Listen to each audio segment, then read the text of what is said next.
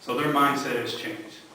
And, you know, I think the biggest compliment that I can give everybody in our organization, the city, when I came here, we talked about wanting to be good and wanting to get this thing better where we could be competitive. Now we use the word we expect.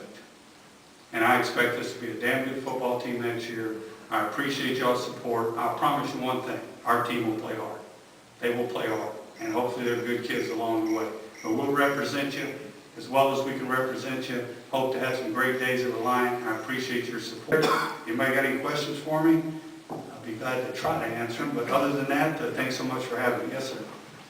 Talk a little bit about what you've seen different out of Slayton and maybe Foster right now relative to drafting a back in the second round, and how that's pushed them and what you're seeing from those. Well, I think one of the things that happens in football is, first off, anytime a rookie comes into the league and they have a lot of success, they think, oh, this is the way it is. This is easy.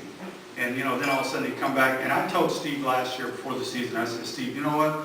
You had 1,200 yards as a rookie. The next 1,200 yards you gain will be the toughest you'll ever gain. They know who you are now. You know, they know who we are, so it's going to be difficult. Well, he went through a very difficult time. His neck was bothering him. I think that had something to do with putting the ball on the ground, obviously. But I think he's went back and just settled down, lining Arian up as the first back throughout the all-season, kind of takes the pressure off of him and gets him motivated again. He has responded, and I think he'll come back and be a hell of a player. I think that's part of the process in the NFL. You know, I think Jacoby goes through the same thing. You know, y'all remember when Jacoby got here, I think through the preseason, he was the toast of the town after 4 weeks, you know. And then all of a sudden, the ball goes on the ground, something bad happens, and you go through those times. And good players work through that, and they end up playing 10 or 12 years. And I think Steve's got a chance to be a great player. Anything else? Yes, ma'am. Coach, you touched on something really important early on. I want to know, where's your favorite fishing spot? My favorite fishing spot?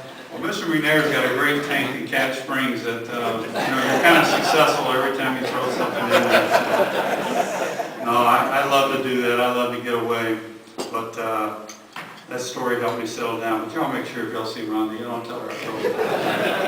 Hey, y'all have a great day. Thanks for having me. Thanks very much.